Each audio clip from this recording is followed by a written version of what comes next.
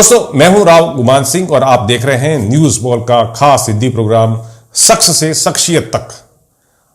आज आपको हम ले जाएंगे जालौर जिले के रानीवाड़ा तहसील के अंतर्गत बड़गांव कस्बे में, जिन्हें कुछ वक्त पहले मारवाड़ का कश्मीर भी कहा जाता था, परंतु भूजल के अत्यधिक दोहन और बरसात में पुनर्भरण नहीं होने से पानी की कमी सी हो गई है। परंतु नई महिला सरपंच के नवाचार एवं सक्रियता के चलते जल संरक्षण के कार्यों की बदौलत पेयजल की समस्या से निजात मिलने लगी है। आज हम इस मुद्दे पर खास स्टोरी दिखाने जा रहे हैं। इससे पहले आपने हमारे चैनल को सब्सक्राइब नहीं किया है तो अभी कर लें। हमारी स्टोरी को भी लाइक व अपने दोस्तों में शेयर जरूर करें। देखें खबर विस्तार से। शिक्षित महिला सरपंच के प्रयासों से बदला बड़गांव का नक्शा। जल संरक्षण व संवर्धन से पेयजल समस्या से मिली निजात। मालम झील में सफाई से बदली बड़गांव की तस्वीर। जिले भर में जल संरक्षण के क्षेत्र में बेहतरीन नजीर। जालौर जिले के रानीवाड़ा तहसील के बड़गांव को कश्मीर माना जाता है। कभी यहां पर प्रचुर मात्रा में भूजल संपदा होने से चहुं ओर हरियाली छाई रहती थी। बारामसी दरिया कस्बे के दोनों छोर पर बहा करती थी। बदलते वक्त में भूजल के अत्यधिक दोहन से भूजल स्तर के रसातल में चले जाने से पेयजल संकट खड़ा हो गया था। महिला सरपंच करिश्मा सिंह देवड़ा के रूप में बड़गांव ठिकाने की इस कंवरानी ने चुने जाने के बाद इस समस्या की ओर ध्यान दिया। उनके पति इक्ष्वाकु देव खुद भी उप सरपंच होने के कारण सरपंच के कार्यों में भी मदद करते हैं। आपको बता देते हैं कि खुद करिश्मा सिंह देवड़ा जिले के सबसे मजबूत परिवार बड़गांव की बहू होने का फायदा भी उन्हें मिला है। उन्होंने बड़गांव के प्राचीन मालम झील को साफ करने का बीड़ा उठाया। एक समय था जब इस झील में बरसों जल भरा रहता था और एक समय वो भी आया जब ये झील कई बार खाली सी पड़ी रही। सफाई के लिए इसमें सरपंच करिश्मा सिंह ने इक्ष्वाकु देव देवड़ा के सहित ग्रामीणों की मदद लेकर अभियान शुरू किया। सफाई के तहत भारी तादाद में इस वलायती बबूल को जेसीबी से जड़ों सहित निकालकर जलकर नष्ट किया। कई दिनों तक सफाई के बाद झील को साफ करने में सफलता हासिल हुई। गत साल हुई इस बरसात से मालम झील भर गई, जब भी इसमें काफी तादाद में पानी संरक्षित किया गया। इस झील के लबालब होने से पूरे बड़गांव के कुएं एवं जलदाय विभाग के ट्यूबवेल भी रिचार्ज हो गए। कस्बे में पेयजल की समस्या से निजात होने से आम जन में राहत देखी भी गई। झील संरक्षण को लेकर क्या कहती है बड़गांव की युवा महिला सरपंच, आज के वक्त की सबसे सक्रिय जिसे माना जाता है, सुने आप भी। 1 ईयर जो हमारा अभी बीता था उसमें हमने जो वार्ड नंबर 2 है उसमें हमने ट्रांसफार्मर का काम करवाया था, बिकॉज वहाँ पे इलेक्ट्रिसिटी का बहुत ज़्यादा प्रॉब्लम होती थी। तो और जो कई घरों में क्या एसी वेसी कुछ भी नहीं चल पाते थे, तो वहाँ पे हमने वो काम कराया। और हमारा मेन मुद्दा था कि जब हम सरपंच बने गांव में बहुत ज़्यादा गंदगी थी, तो हमने बहुत साफ सफाई करवाई। जितना होता है हमने ट्रॉली में रोज कचरा जाता है, पूरी सड़कों में सफाई होती है, सब हो रहा है। तो धीरे धीरे मतलब काम हो रहा है। तो पहला है कि एजुकेशन जो स्कूल हमारा है, मैंने अभी रिसेंट जो हमारी मीटिंग भी हुई थी उसमें भी मैंने यही मुद्दा उठाया था कि हमारा जो स्कूल है उसकी बहुत बुरी हालत है। मैं जब फर्स्ट टाइम सरपंच बनी तो मैं सबसे पहले स्कूल ही मैंने विजिट किया था। तब से हमने कई लोगों को कांटेक्ट किया। हमने स्कूल को मतलब वहाँ की जो बिल्डिंग है या उसका एजुकेशन सुधारने के लिए हम लोग लगे हुए हैं। अभी भी हम लोगों ने वहाँ पे कमेटी फॉर्म की है जिसमें हम डेवलपमेंट का सब कुछ वो हम करा रहे हैं। तो स्कूल तो it will take time, because पिछले कितने सालों से वहाँ पे इतना ध्यान दिया नहीं गया। मेरा सबसे फेवरेट क्षेत्र तो स्कूल है, एजुकेशन, स्पेशली गर्ल्स। मैं गर्ल्स के लिए जो यहाँ पे जो एरिया है यहाँ पे गर्ल्स एजुकेशन बहुत पीछे है। यहाँ पे लाइक 7th 8th तक लड़कियाँ स्कूल जाती हैं, उसके बाद जाना बंद कर देती हैं। तो सबसे पहला तो मुझे स्कूल एजुकेशन करवाना है। Then tourism, because tourism is very important, tourism का हमें करना है। थर्ड इज साफ सफाई। पूरे एरिया में प्रॉपर साफ सफाई होनी चाहिए कि कोई भी, ये स्टेट हाईवे है, ये जो अपना मेन रोड है, तो कोई भी अगर कोई भी इस गांव से निकले तो ये पूछना चाहिए उन लोगों को ये कौन सा गांव है। तो मेरे पास जो 4 साल है उसमें मैं ये 3 मुद्दे तो मेरे इंपॉर्टेंट है। देन नेक्स्ट है कि हम एक बार टूरिज्म अगर आ गया यहाँ पे, तो जैसे हमारे यहाँ पे बहुत छोटे छोटे जो हैंडीक्राफ्ट चीज़ें हैं, तो वो चीज़ें नेक्स्ट होगा, बिकॉज टूरिज्म होगा तो फिर वो चीज़ें भी प्रमोट होंगी अपने आप। तो जो लघु उद्योग आपने बोला, जैसे लेडीज हैं जो घर में रहती हैं, तो तो उनको हम लोग एक जैसे रूम बना लें, हॉल बना लें, उसमें घर में बैठ के चीज़ें करें। हम इसको नो प्लास्टिक जोन करना चाहते हैं, तो जैसे पेपर के बैग्स होते हैं वो सब, जी वो सब हम करना चाहते हैं। तालाब है, अगर आपने देखा होगा 2019 में इस तालाब में ये बहुत ही ज़्यादा थे, जिस वजह से इसका इस पूरे एरिया का वाटर लेवल बहुत डाउन हो गया था। तो हमने सबसे पहले इस तालाब में साफ सफाई कराई, बिकॉज यहाँ पे पूरे गांव का कचरा डंप किया जाता था। तो अराउंड 200 ट्रॉली यहाँ से कचरा निकलवाया गया। तो एक बार कचरा निकल गया, देन हमने इसमें जूली कर इसको निकाला, और इसकी रूट्स इतने ज़्यादा नीचे तक जाती है कि उस पूरे एरिया में लोगों को कंप्लेन थी कि वहाँ पे पानी नहीं है, उनकी ट्यूबवेल में पानी नहीं है।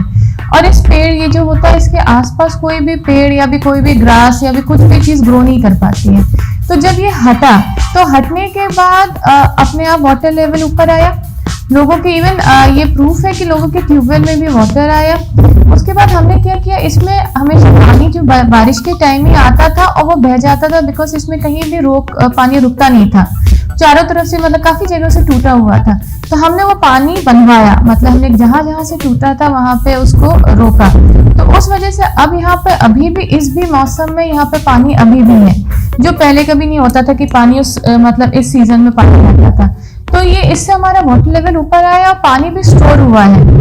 अब धीरे धीरे इसमें हम काम कर रहे हैं कि बेसिकली एक अच्छा ये सुंदर बन जाए। इसके चारों तरफ हम प्लांटेशन भी कराने का है कि जैसे शाम को ये वॉकिंग पाथ टाइप या फिर वॉकिंग एरिया, तो वैसा काम हम इसमें करवा रहे हैं। आपको बता देते हैं कि झील में पानी होने से अब देसी विदेशी पक्षियों का ठहराव होने लगा है। आज भी कई नस्लों की बतखें इसमें तैरती देखी जा सकती है। सरपंच के पति इक्ष्वाकु देव खुद अंतर्राष्ट्रीय स्तर के टूर व ट्रेवल्स के आयोजक हैं और अब इनका झुकाव भी जालोर जिले में पर्यटन की संभावनाओं को तलाशना है। साथ ही ऑर्गेनिक खेती को भी बढ़ावा देने के कार्य भी कर रहे हैं। क्या है इनका विजन, देखें जरा क्या कहते हैं इक्ष्वाकु देव देवड़ा।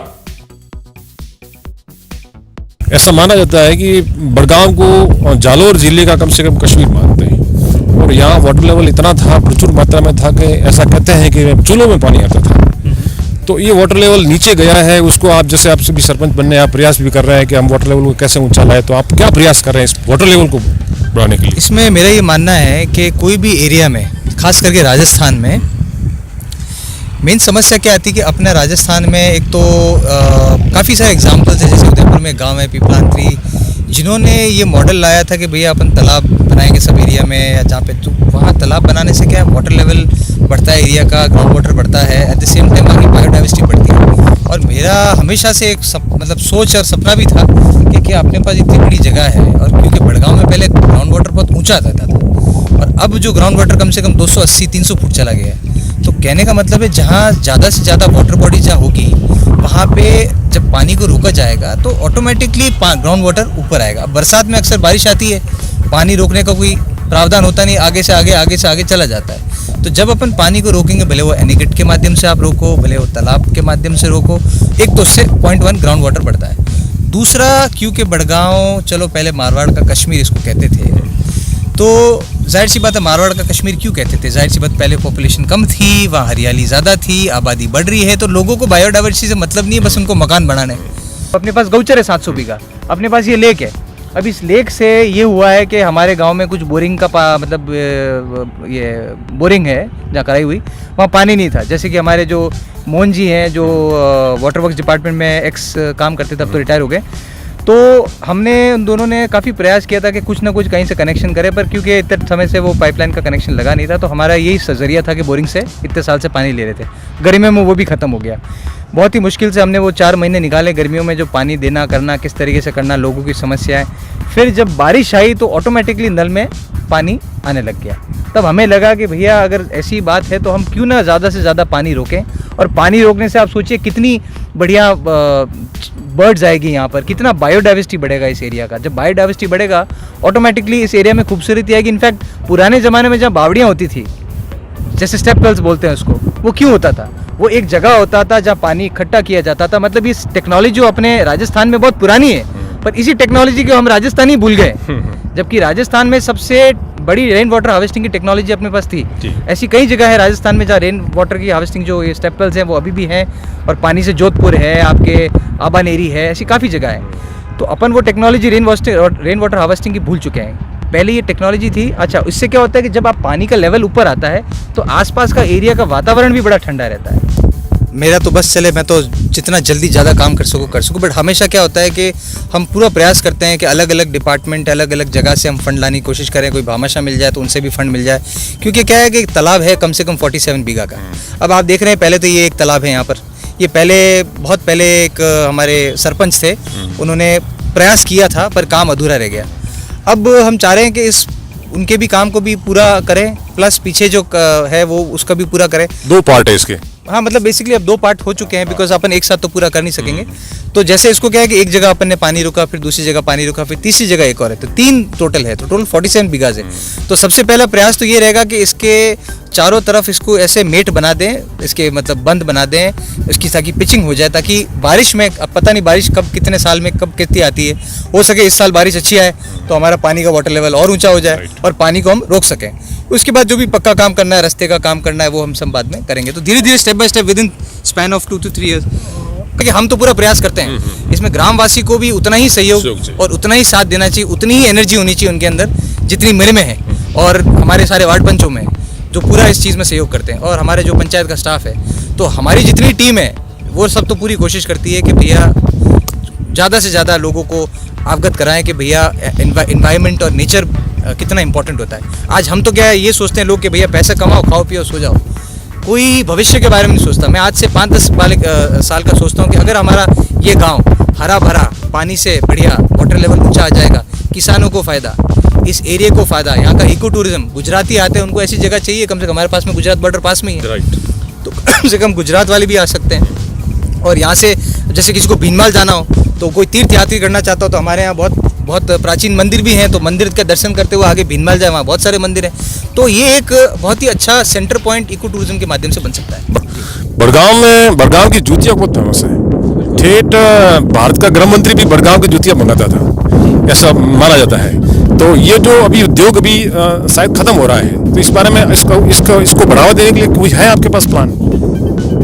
बिल्कुल, प्लान तो ऐसा है कि जैसे अब हमारे जो पहले राजमूची हुआ करते थे, जो जूतियाँ बनाते थे, तो जाहिर सी बात है हम उसको खुद प्रमोट करते थे, लोगों को बताते थे कि हमारी जूतियाँ देखिए कैसी है, तो लोग आके, मतलब धीरे धीरे वो होता है ना, वर्ड ऑफ माउथ स्प्रेड होता है, तो ऑटोमेटिकली काफ़ी अच्छे लोग जूतियाँ पहनने लगे। तो कोई शादी ब्याह में जाते तो देखते हुए अलग डिज़ाइन है, अलग स्टाइल है।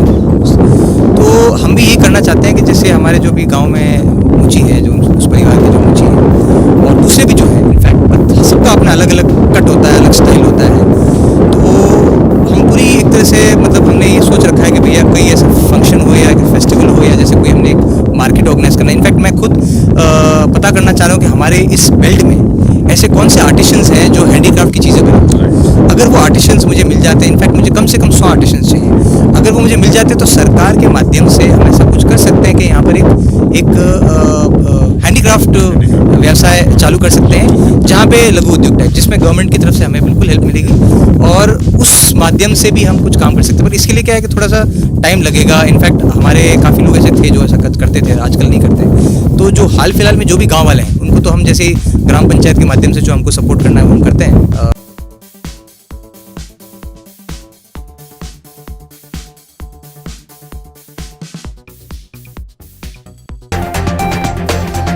बड़गांव कस्बे में शिक्षा, सेहत व सफाई के लिए खास अभियान भी शुरू किया गया है। बाकायदा सरपंच करिश्मा सिंह सरकारी स्कूल की विजिट भी करती है और स्कूल के जरूरी इंतजामातों का ख्याल भी रखती है। खासकर इनका ध्यान बेटियों को उच्च शिक्षित करने पर लगा रहता है। कस्बे में अभी तक गर्ल्स स्कूल मिडिल तक ही है। इस स्कूल को हाई स्कूल तक का दर्जा दिलाने का प्रयास करिश्मा सिंह का है। इस विषय को लेकर उन्होंने पंचायत समिति की साधारण सभा की पिछली बैठक में भी मुद्दा प्रखरता से उठाया भी था। वहाँ पे जो स्टाफ है, जो टीचर्स है, उन्होंने पूरे क्लासरूम को एक डस्टबिन सॉर्ट ऑफ बना के रखा था। पूरी जो दीवारें हैं वो पान के उससे सबसे गंदी थी। और आई थिंक मतलब आप बहुत तारीफ कर रहे थे ब्लॉग की कि बहुत उच्च शिक्षा है, बहुत अच्छे रिजल्ट आ रहे हैं, ये है वो है। सर मुझे तो स्कूल की इतनी क्या बोलेंगे दुर्दशा देख के मुझे तो पता नहीं, समझ में नहीं आ रहा रिजल्ट आ कहाँ से रहा है। मालम झील सहित गली मोहल्ले में रोजाना कचरा का संग्रहण करने के लिए एक बैटरी चालित वाहन को भी ग्राम पंचायत ने खरीदा, जिसमें रोजाना वार्ड वाइज कचरे का संग्रहण कर निष्पादन किया जाता है। अब वाहन की जगह ट्रैक्टर को लगाया जा रहा है। क्या कहते हैं ग्रामवासी सरपंच के इस एक्टिविटीज को लेकर, आप भी देखें। तो इस मालम तालाब के बारे में क्या जानकारी रखते हो? पहले कैसा था, अब ये चेंज हो रहा है, ये इसके किसकी बदौलत हो रहा है? हुकुम उप सरपंच साहब की वजह से हो रहा है। और अभी यहाँ पहले ऐसी पोजीशन थी कि 10 फुट की दूरी पे कुछ दिख नहीं रहा था, इतने अंग्रेजी बबूल यहाँ लगे हुए थे। और 10 फुट की दूरी के यहाँ पे अंदर कोई गाय बकरा कुछ भी घुस जाए तो दिखता नहीं था। और इतना गंदा पड़ा था। यहाँ पे बहुत काम किया है, नरेगा की वजह से भी काम हुआ है, जेसीबी से भी बहुत सफाई करवाई है। और इतना जो अभी पीछे दिख रहा है वैसे पहले नहीं दिखता था। इससे क्या फायदा होगा साफ सफाई से? ये साफ सफाई से यहाँ से 10-10, 20-20 एकड़ की जमीन के आसपास के बारे वाले जितने भी एरिया जो कम पानी है उनको भी फायदा हो रहा है। और गाय भैंस हैं जो बाहर के पशु आते हैं उनके लिए भी यहाँ पे फायदा है पीने के लिए। सरपंच साहब ने ऐसा काम किया है कि लोग देख के इतने खुश हो रहे हैं कि बाहर से आने वाले लोग भी कह रहे हैं कि वास्तव में अब की बार कुछ पानी भी आया है, लोगों को घूमने के लिए भी बहुत बढ़िया है, अच्छा है। और लोगों को और दूसरे लोग भी देखते हैं कि बढ़िया है, जानवर और पशु है, कोई भी पानी पीने के लिए बहुत अच्छा काम है। और हमारे बहुत बढ़िया काम किया है, 100 केवी का ट्रांसफार्मर लगा के लोगों को, वो भी बहुत अच्छा काम किया है लोगों को। बड़गांव में सफाई की व्यवस्था कैसी चल रही है? बहुत बढ़िया। क्या क्या इंतजाम हुए हैं? बहुत ट्रैक्टर के रोज घूमता है, ट्रैक्टर बाइक लगाया है, घूमता है, पूरे कचरे डालते हैं, गीला है सूखा है, लोग बहुत अच्छा है। के बारे में तो हमारे बड़गांव के सरपंच साहब के द्वारा बहुत कुछ हुआ है। और पहले इस जगह पे पूरे बबूल खड़े थे और उसमें जो हॉस्पिटल की दवाइयाँ एक्सपायर थी वो भी डाली जाती थी, उससे भी पशुओं को नुकसान होता था और वो मारे जाते थे। और ख़ास तौर पे इधर कचरा पड़ा था, कम से कम 200-250 टोली भरवाया गया है और वो भी उसको भी अलग जगह पे रख दिया गया है। और जो हाल फिलहाल में बड़गांव में सफाई वगैरह वगैरह जो भी काम है उसमें जो पहले नहीं हो पा रहा था वो भी बहुत अच्छे तरीके से हो रहा है। और सफाई व्यवस्था है वगैरह, जैसे कि ये यहाँ पे पानी भरा तो इससे आसपास के वेरों में पानी का स्तर बढ़ गया है। जो आसपास में जो घर हैं इधर पानी नहीं आ रहा था, वहाँ वो भी पानी आ रहा है। और जो पंचायत में भी किसी भी समस्या के बारे में कोई भी को कोई तकलीफ ना हो उसके लिए एक हेल्पलाइन नंबर जारी किया गया है, जो उससे कोई भी समस्या सुना सकते हैं और उसका समाधान भी तुरंत कर दिया जाता है। और तालाब में साफ सफाई करवा दी, कौन फायदे हुए? मन फायदा होगा, गांव में फायदा होगा सब। कहाँ फायदा हुआ? वेरों पानी आया, पानी में आया सब मोरे 8-4 नोजल डालती और 10-15 नोजल डालेगा वेरो नजदीक है। सब कुछ बहुत अच्छा काम किया है सरपंच साहब। तो सरपंच पहला भी हुआ ना, हमें हुआ, फर्क कहाँ? घणो फर्क साहब, हम तो सरपंच हुआ था, हमारे सब सफाई का भी गाँव का भी सब व्यवस्था हुई है। मोरे नजदीक गोसर में 1100 झाड़का आया है, सरपंच साहब भी आया, सब सफाई करें, टंकर आ रहे, टंकर से मजदूर दी पवरावा करवा, सब सुविधा सरपंच साहब रही है। पहला कहीं सरपंच झाड़का नहीं आया था? कोई नहीं आया साहब, जो सरपंच साहब भी झाड़का आया, सब व्यवस्था कर रही है, पोते पावा करवाए, टंकर पैसा दे रही है, टंकर और पंचायत में आवकारो मिले खूब सब। हमें पंचायत माहिती से आया अभी कोई बता दें तो सरपंच साहब भला प्रताप जो हमारा पूरा गांव का काम अच्छा हुआ है, ने सब जगह। आप संतुष्ट हो सरपंच साहब? हाँ सरपंच साहब जो संतुष्ट है। પણ હુકમ એવો કે દેવલામાં પાણી પહેલાં ટકતું નહીં તો બાવળાવાળા હિસાબથી અને પાણી જાતો પડો અને સુમસાન ઘાટ में પાણી સમસ્યા હતી, બોરિંગ में પાણી જાતો પડો। हमें खबर था, मतलब झाड़ी भी कटाई में खुदाई कराई, थोड़ी सफाई कराई, वन बाद में पानी रोकन हुआ तो हमें पानी बोरिंग में। तो यह था बड़गांव ग्राम पंचायत में चल रही रचनात्मक व सृजनात्मक गतिविधियों को लेकर ग्राउंड स्टोरी। इस स्टोरी में हमें कैमरा संचालन में हमारे भाई अंबालाल ने सहयोग प्रदान किया है। कैसी लगी यह बड़गांव पंचायत की स्टोरी? आगे और भी खास ग्राम पंचायतों में चल रहे खास विकास कार्यों को लेकर खास स्टोरी बनाने का प्रयास किया जाएगा। खबर अच्छी लगी हो तो इस हमारी स्टोरी को लाइक करें, पोस्ट करें और शेयर भी करें। चैनल अच्छा लगे तो सब्सक्राइब करें और नीचे घंटी की निशान को भी दबाएं ताकि नई पोस्ट अपलोड होने पर आपके मोबाइल में इसका नोटिफिकेशन आपको मिल सके। आज बस इतना ही, शेष कल मिलेंगे एक खास खबर को लेकर। तब तक गुमान सिंह को इजाजत दीजिए। जय हिंद, जय भारत।